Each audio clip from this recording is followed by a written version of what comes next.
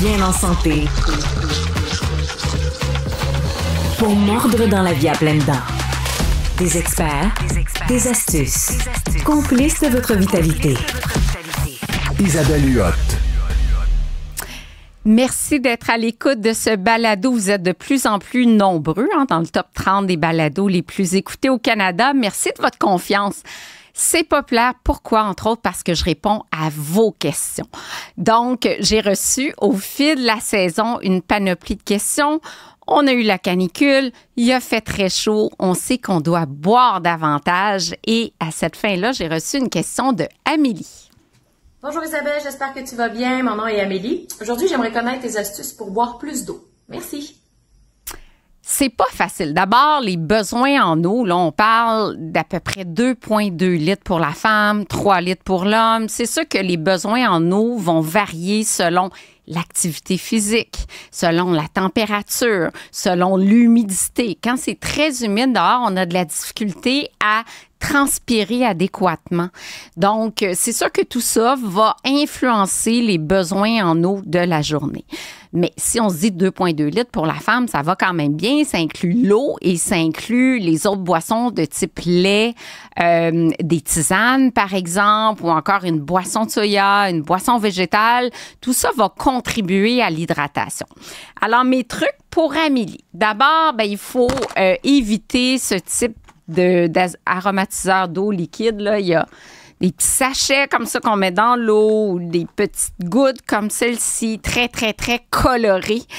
Quand on voit cette couleur-là, moi, je dis, ça sonne colorant. Puis effectivement, quand je vais voir la liste d'ingrédients, je vois jaune soleil. C'est un colorant qui est quand même controversé. Donc, j'ai souvent du colorant et j'ai souvent des édulcorants non sucrés, c'est-à-dire de l'acésulfame potassium, du sucralose, voire de l'aspartame dans ce cas-ci. Bien que ça m'apporte pas de calories puis pas de sucre parce que c'est du faux sucre, ce n'est guère intéressant pour la santé. Ça entretient le goût du sucre. Ça a un impact défavorable sur le microbiote. C'est comme si ça dit au cerveau, « Hey, il y a du sucre qui s'en vient », puis il n'y a pas de sucre qui arrive. Fait que le cerveau, après, part à la recherche d'aliments qui apportent du vrai sucre. Fait que ça, c'est pas recommandé. Voici mes options pour Amélie. D'abord, de toujours traîner une bouteille d'eau avec soi. Moi, c'est toujours le cas, donc je bois énormément. Donc, on traîne sa bouteille d'eau quand c'est accessible. La bouteille d'eau, le pichet sur le centre de la table pour toute la famille, c'est invitant, c'est devant soi. Il y a plein d'études qui l'ont fait avec des jarres de bonbons. Là. Tu mets la jarre ici, t'en manges bien plus que si la jarre est dans l'armoire. Donc, la même chose pour le pichet d'eau, la bouteille d'eau. Maintenant, j'ai dit de ne pas se tourner vers les aromatiseurs d'eau liquide, donc on va le faire maison. Donc ici, j'ai fait une eau avec des petites cerises de terre, des framboises, des bleuets que j'ai fait geler avant. Donc c'est très agréable, ça sert de glaçon, ça rafraîchit l'eau, en même temps ça donne quand même une belle couleur à l'eau. Ici, j'ai fait romarin, moi j'adore le romarin, puis c'est tellement beau dans la bouteille, avec des tranches d'orange. Dans mon pichet au bout, là, j'ai fait 3 agrumes ou 4 agrumes même parce que j'ai mis pamplemousse, orange, lime et citron avec des feuilles de menthe. Ici, j'ai mis fraise basilic, un classique avec tomate, fraise basilic. Avez-vous essayé ça en salade dans une bouteille d'eau? Pourquoi pas les fines herbes confèrent un goût subtil mais combien intéressant à l'eau. Il y a également des infusions à froid qui existent. Ça, c'est Urbanité qui fait ça. Je propose leur nouveau mélange pêche et estragon. Des fruits puis des épices, c'est toujours gagnant. Ça fait toujours un mariage qui est rafraîchissant, qui est savoureux. Encore faut-il trouver la bonne fine herbe avec le bon fruit. J'ai aussi un autre truc pour Amélie. J'ai fait des glaçons. On peut pas vraiment voir, mais je vais vous montrer pour les gens qui nous suivent sur YouTube, par exemple. J'ai fait des petits glaçons là, avec bleuets, fraises et feuilles de menthe. Ça, c'est tellement beau. Puis quand ça fond, on peut le manger aussi. Puis j'ai fait d'autres glaçons avec cerise régnier, cerise Bing. Hey, tu mets ça dans l'eau, c'est vraiment super beau. J'ai aussi fait une tendance sur Instagram parce que sur Instagram, la tendance est beaucoup au melon. Il y a une recette qui m'inspire. Tu prends du melon d'eau, glacé des tranches, puis après ça, tu le râpes, le melon d'eau. Ça fait un genre de gelato au melon d'eau. C'est vraiment rafraîchissant. Gelato, c'est la tendance. Puis là, c'est un peu plus sorbet, granité. Je dis gelato, mais c'est plus granité comme on mangeait. On en a parlé dans un épisode avec la journaliste gastronomique Marc-Claude Di Lillo, des granités que quand on est en Italie, les granités citron sont la mode. Bien là, à ce moment-là, ça peut être intéressant de prendre cette recette-là. Dans le Journal de Montréal, j'ai écrit un article « Quoi manger et boire en période de canicule ». Je pense notamment aux personnes âgées qui ne ressentent plus tant la soif. Quand on ressent la soif, là, c'est vraiment un mécanisme de protection que là, l'organisme se dit « il faut que tu boives ». À un moment donné, la soif est tellement intense. Mais quand la soif se présente, c'est qu'on est déjà déshydraté. La plupart du temps, on a déjà perdu 1% de son poids corporel en eau quand on a soif. Si on se déshydrate davantage, il peut avoir des conséquences, voire un décès, parce qu'on sait que l'eau est essentielle à la vie. On peut survivre 3 à 7 jours sans eau maximum, ça dépend des conditions, mais on doit boire. Puis une personne âgée n'a plus le sentiment de soif. Et pourtant, ses besoins sont importants, surtout si elle prend plusieurs médicaments. Donc, d'avoir accès à de l'eau qui goûte bon comme ça peut être un bon petit truc. Ici, donc, mes petits melons glacés, ça, c'est la grosse tendance. J'ai fait des petites boules de melon, 3 melons, cantaloupe, melon de miel et un melon d'eau en petites boules.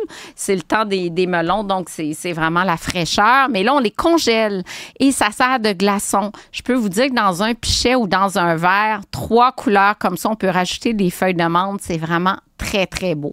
Autre mariage intéressant, on peut mettre citron avec gingembre.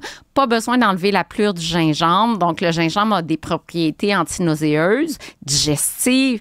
Avec le citron, de prendre ça comme ça entre les repas, si on a de la difficulté à digérer, ça peut être très, très bien aussi. Et j'ai vu sur les réseaux sociaux, surtout Instagram et Pinterest, qu'on va utiliser aussi la cannelle dans certaines eaux. Et c'est pas bête parce que saviez-vous que la cannelle a des propriétés pour abaisser la glycémie notamment. Parmi les autres trucs pour Amélie, bon, de l'eau minérale, ça peut faire différent. Le SodaStream, c'est une bonne machine, c'est intéressant parce qu'on fait soi-même, c'est plus économique. Mais sur le marché, il y a toutes sortes d'eau pétillante. Perrier, je trouve intéressant leur nouvelle saveur de litchi. On a du gingembre lime. Donc, on est vraiment allé ailleurs cette année avec des nouveautés de Maison Perrier. Donc, on change de juste mandarine, citron, lime. On s'en va ailleurs et ça, j'aime bien. Même chose du Bobli qui sont assez innovants. Ils ont des nouvelles saveurs chaque année. Pêche, coco, ananas, coco, framboise. En tout cas, ça finit plus. Mais ce que j'aime, puis je suis en train d'y goûter, c'est Honeybee. Parce que moi, j'aime toujours encourager les produits du Québec. On sait que souvent, ces grandes maisons-là, c'est des maisons multinationales qui appartiennent parfois à des conglomérats. Donc, c'est bien d'encourager des petites entreprises d'ici. Honeybee, c'est une eau qui vient du Québec, du nord du Québec. Ce que j'aime de Honeybee, qui était très difficile à trouver il y a quelques mois, mais que j'ai trouvé à mon Provigo et à mon IGA, c'est qu'ils ont des saveurs aussi prononcées que la Bobli. Donc, c'est ce qu'on recherche dans la Bobli. C'est pour ça que les gens aiment la Bobli, c'est que la saveur, tu sais, ça explose en bouche. Puis quand on veut donner du goût à l'eau, bien, on veut que ça explose en bouche. Puis Honeybee, orange sanguine, vraiment très, très bon. Puis il y a d'autres variétés aussi mûres, notamment, à découvrir, souvent dans l'espace local de votre supermarché. Ça serait un bon choix. Et en terminant, je dirais que les aliments hydratent aussi. Hein. Les aliments vont contribuer à peu près à 20% à l'apport en eau totale. Les besoins en eau totale qui incluent les aliments et les boissons, c'est 2,7 litres chez les femmes, 3,7 litres chez l'homme. Et l'eau y contribue. Mais encore faut-il manger des aliments riches en eau. Les aliments riches en eau, c'est quoi? Les fruits et les légumes, les fraises, le melon d'eau, les tomates, le céleri, la laitue iceberg, le concombre figurent en tête de liste des aliments qui apportent le plus d'eau. Et c'est pas pour rien que souvent l'été, on a envie de fraîcheur, canicule. Les derniers jours, on a envie de manger des salades. C'est quelque part notre corps nous dit, attention là, la grosse viande, les féculents, c'est lourd. On a envie d'aliments qui nous hydratent, qui sont légers en même temps. Alors voilà, Amélie, pour ta question. Sur ce, je bois une petite gorgée d'Honeybee.